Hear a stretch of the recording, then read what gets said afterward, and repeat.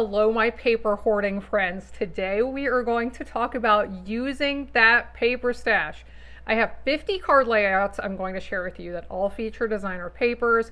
I'm going to share some fun techniques, lots of layouts from very simple to more elaborate. We have some fun fold cards I'm going to share with you, all kinds of ideas for using those pretty papers in your collection. Hope you'll stick around for the end. I have a bit of encouragement to share with you. Let's get started.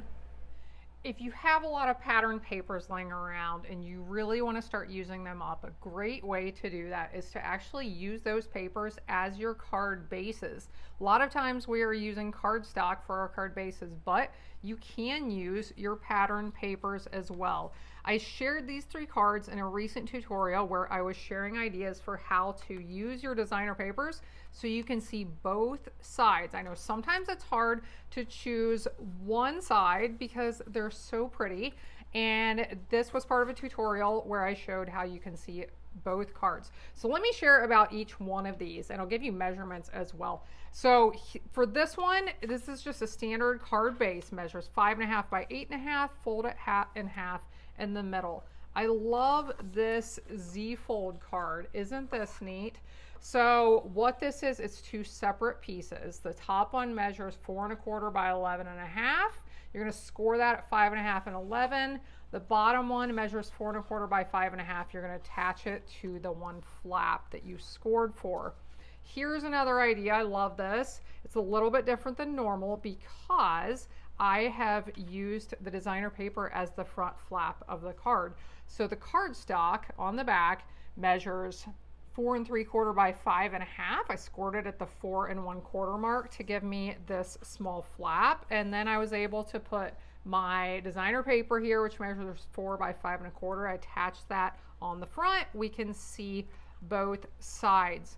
So if you have a lot of paper packs, let's talk just for a second about taking those and preparing them for future projects. So you could cut them down into sizes that I just mentioned if you want to make a lot of card bases or you want to make a lot of these. And you could just prep them and put them in a box or a small basket, keep them on hand for when you're ready to make cards. Or a really great way to get ready for a lot of cards is to make the card front size panels that a lot of times we are putting on our cards. Now, I'm going to show you, I have 3 pieces of designer paper here. I'm going to stack them together because you can batch prepare. We can save time, friends, and make this easy on ourselves. So what I'm going to do, I am going to cut off 1.5 inches from here because it will make sense here in a few minutes because of my measurements. So I am lining up my paper at the 10.5 mark over here. You may or may not be able to see. I'm going to cut off 1.5 inches from the bottom. Now I am going to cut what's left in half. This is the 5.25 mark. Cut here. So I'm cutting 3 thick, but I could probably even be cutting 4 if I wanted to. If you're wondering what the lines on my trimmer are, I get a lot of questions about that. I will link in the video description to that, as well as some of the other tutorials that I am mentioning here that you may want to take a look at. So now I'm cutting them each 4 inches wide. So we'll cut here at 4. I always like to run the blade down and back up just to make sure I got cut through all those different layers. Last but not least, so I'll mention quickly these papers I am showing right here and several of the card examples I'll be creating in a little bit. These are all part of our celebration free paper pack offers where you can choose a free item with every $50 you spend, and there's some beautiful papers you're going to see here. So once you get these mats cut down, you can store these in somewhere in your craft space and have them on hand. If you like to keep card bases pre-cut, if you like to keep the white pieces for the insides of your cards pre-cut, this is another great thing to keep on hand that can make it really quick and easy to make cards when you sit down to craft. So I cut these to measure 4 by 5.25, but if you want a little bit of variation in your mat sizes, 2 sizes that are a little bit smaller, you can also cut and keep on hand 3 3/4 by 5, 3.5 by 4 3/4. Let me share with you some ideas for how to use these full mat pieces. Now you're going to see quite a bit of variation in my layouts, but I just want to give you some ideas of how to use these. So here, this is such a basic layout, just a piece of designer paper, a strip, and then something punched out or die cut on top with your greeting. This one, I just have some little decorative pieces over the top with a very simple greeting. Here you can see I've added several layers with a strip and a fun die cut. Let's look at a few more. I know sometimes when you have those pieces of designer paper, just kind of a full mat size, it's kind of like, well, how do I turn this into an interesting card? So I thought if I showed you just some various layouts, it might help to spark your creativity a little bit. This one right here is so simple. I absolutely love it. This is like one of my favorites. If you're interested in what products I've used on these and the measurements, I am going to include that on my website. My card layouts in a little bit here. I'm going to have the measurements for those. Here, very simple one with a bow. Here's one I added a mat with the greeting. Let's look at a couple more. Here's one I just added extra mats around the outside and the greeting. I love this paper. You saw this a second ago. This is a fun idea. Take your mat and then run it through with some nested shape dies, and then you can pop some of them up. You can remove some of the pieces if you want to, create a really neat technique that way. This is fun. I used a die set called Patchwork Pieces to take those card mats and then cut them into different pieces and attach them onto my cards. I think those are really fun. Now let's look at some more ideas, some different techniques, some different ideas. Here are what I call panel cards. I share these in a lot of different videos because they're just so easy and I think they turn out really nice. So what you do is start with a piece of paper. It can be various sizes. It could be one of those mats and you could cut it in half each direction and attach it this way, or it can be a piece that measures whatever. It could be a square that you cut into different size pieces. Keep in mind, these measurements are not important.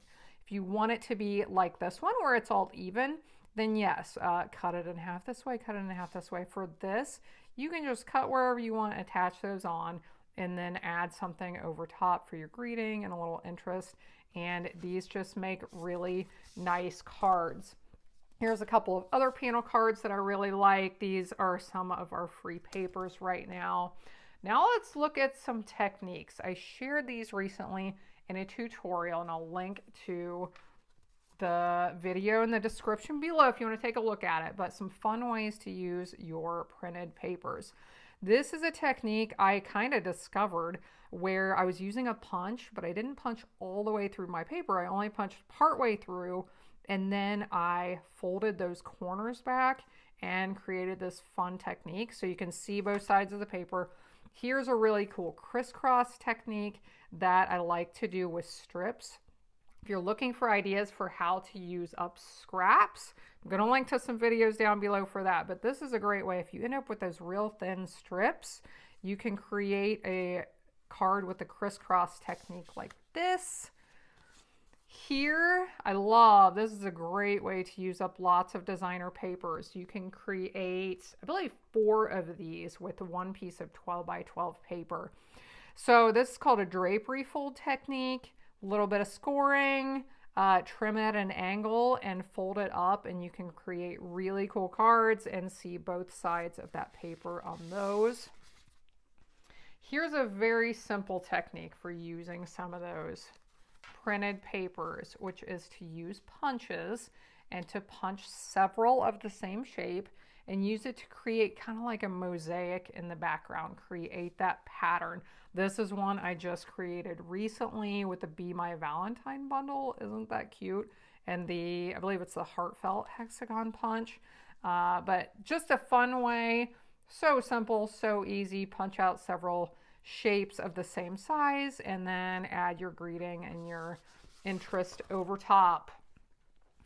Now let's look at some designer paper layouts. These here, I'm going to have photos on my website take a look in the description below to find that link. I'm going to have the measurements. Measurements is the word I'm looking for. So just some various layouts. I know for me, I get stuck in using like the same basic designs over and over and over again. So sometimes seeing somebody else's designs, somebody else's ideas is going to give you that creativity you need just to try some different layouts, just to step outside of your comfort zone a little bit. So like I said, I will put pictures and measurements for these on my website. So here are some, these three right here are some of my favorites. Just so easy, but really nice, really pretty cards. I will include also, if you're curious how I made any of these, the products I use, the stamps, the dies, I will have those listed as well with my photos on my website. So there's lots of different layouts for you to see. Now I want to share two of my favorite techniques and two really cool fun fold cards for using up some of those designer papers. So this first one is, I like to call it a quilt card. And what you need to make it, you need 4 circles that are the ones I'm using are 2 inches in size. You can do this for different sizes if you want to. What you're going to do is fold up, we'll say fold up the corners. I know circles don't have corners. That doesn't make any sense. But we're going to fold up the sides. I know they don't have sides. Fold up, we're going to say that anyway. Fold up the sides and turn that circle into a square. Okay, do that with all 4. And here is what you're going to be able to create with that. I just love these. I've been making these for years. It's probably I know I have a lot of favorites, but one of my favorite card layouts. I'm going to fold this one in a touch further to make everything line up. So as you can see, I've already prepared the rest of this. Isn't that a neat technique? Now I can add some embellishments if I want. Here are 2 others that I have also created with the same technique, but aren't these beautiful? I created this one with one of those free paper packs available right now. It's called Softly Stippled. These have been around a bit longer, but just a really fun technique. Now I'll give you the measurements real quick for the rest of this card.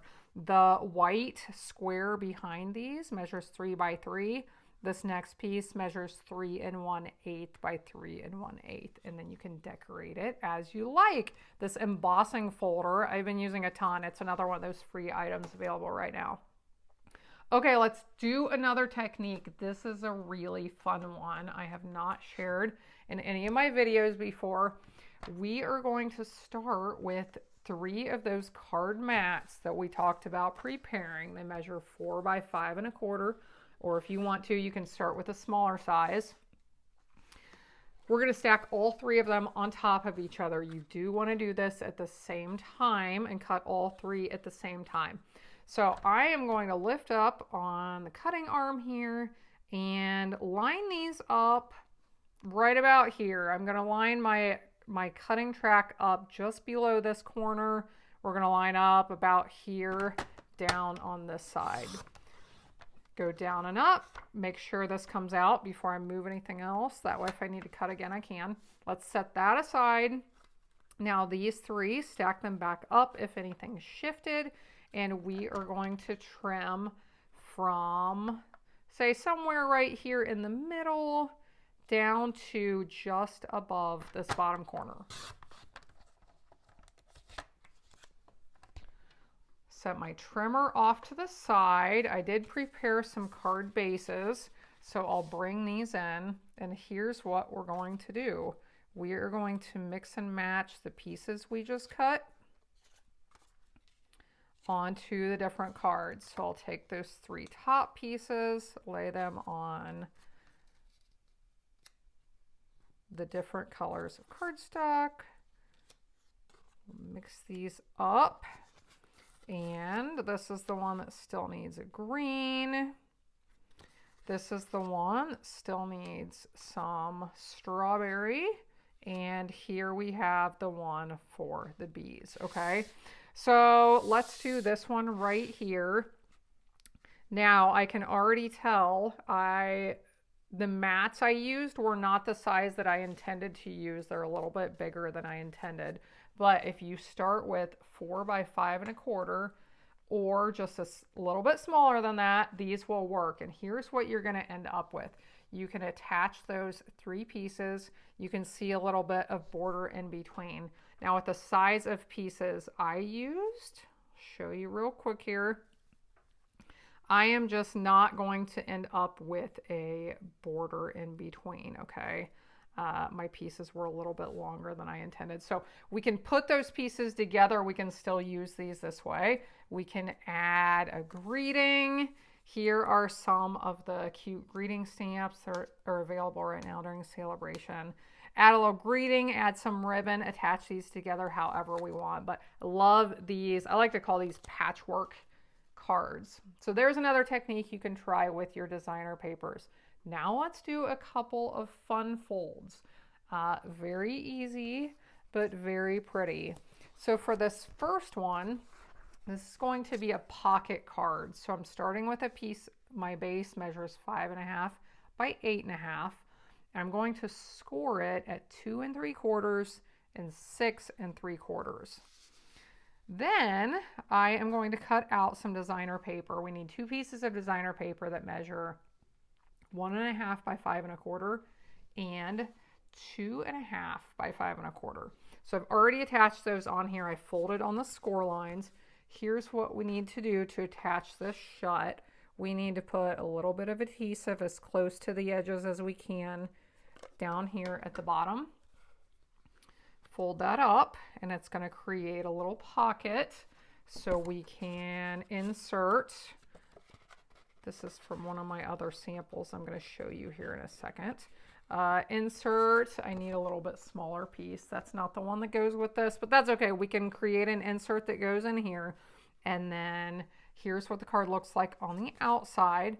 Now I like to create like a die cut, square or circle, something of interest to put on this flap. And when you attach this, you want to make sure you're only putting adhesive on the top half or the part that's going to attach to this flap. Don't put it on the whole thing. You'll end up sealing your card shut. So attach that. We have this cute little fun fold. This Flight and Airy pack is one of those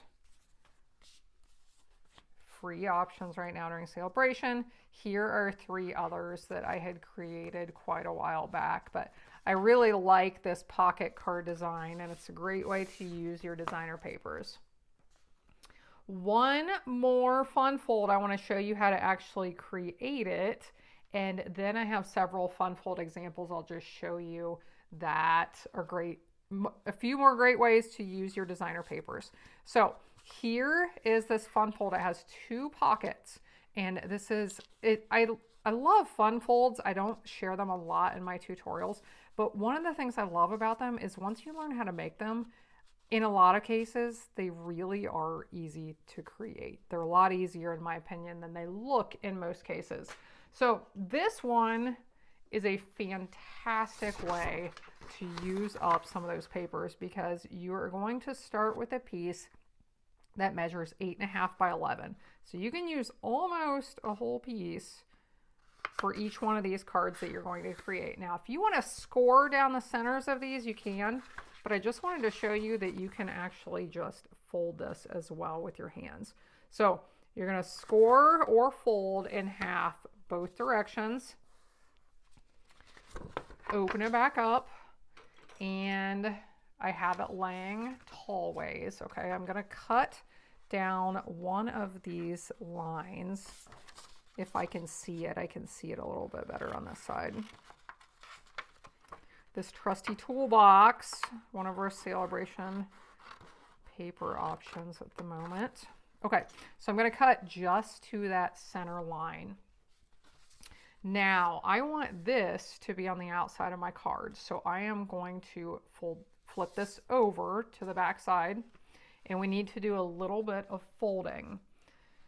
I have that cut flap at the top. So down here at the bottom, I need to fold this corner all the way in to that score line. Hopefully you can see your score line a little bit better than I can see my score line. Okay, so that comes all the way into that center score line. Now this piece at the top, I'm going to flip this around just to make it a little bit easier for me, but then we'll flip it back around so you can see it the right direction. You're going to fold this one about 1/2 inch away from that center line, which we had cut, okay? You don't want this one to come up all the way to the center. You want to stay back a little bit. So here's what we have. And now we are just going to fold this up. So we're going to fold the top flap down, this flap over, this flap up, and we have our card created. We just need to attach it together. So apply a little bit of adhesive on this back flap to hold these two together. And you can put a little bit of heated adhesive under these two flaps right here to create your pocket. So I have some inserts created that I'll show you.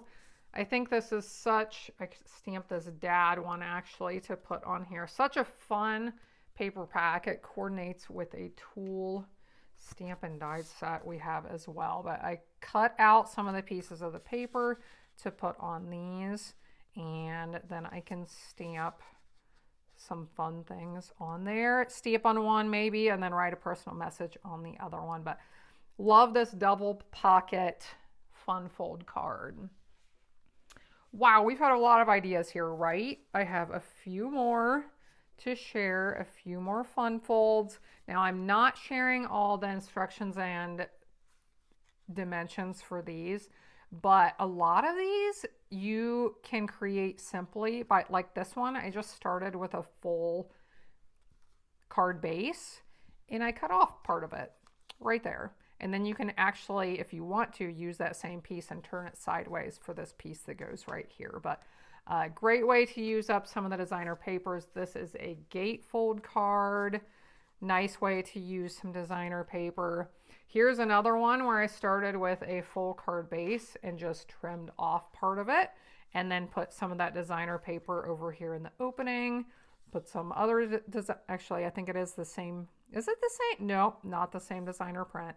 I had to double check that for a second, but I embossed this one over here.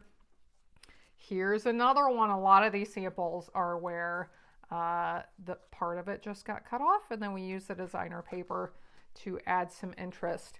These right here, I do have a tutorial on this. I'll link to it down below, but these are bridge fold cards. Awesome way to use some of that beautiful designer paper. Love this one that I created for Christmas. And I have two more, I believe. Here's one. I just started with a piece that measured 4 1/4 by 5 1/2 for the back. And then I added this flap. So that's always an easy way to create a fun fold on your own. Just start with a flat piece and then add a little flap to it. And last but not least, here's another one. So you start with a full card base, and then you can use your trimmer or scissors and cut in a little bit, cut a little bit off, use some kind of subtle designer paper for the background in here, and then add a different print to the front. So lots and lots of ideas. I hope this can inspire you to use some of those papers you've been saving up. So if you watch along with my videos regularly, you know that at the end, I've started where we talk about something with life, something that maybe can help you or encourage you in some way is my hope. So today I just want to ask you, do you ever feel like you are the only one left the only one left like you? Like what is going on in our world and all these people that believe this or this is going on and people are okay with it? Do you ever feel like where are the people like me? Is anybody left like me? Am I the only one who's not okay with whatever is going on?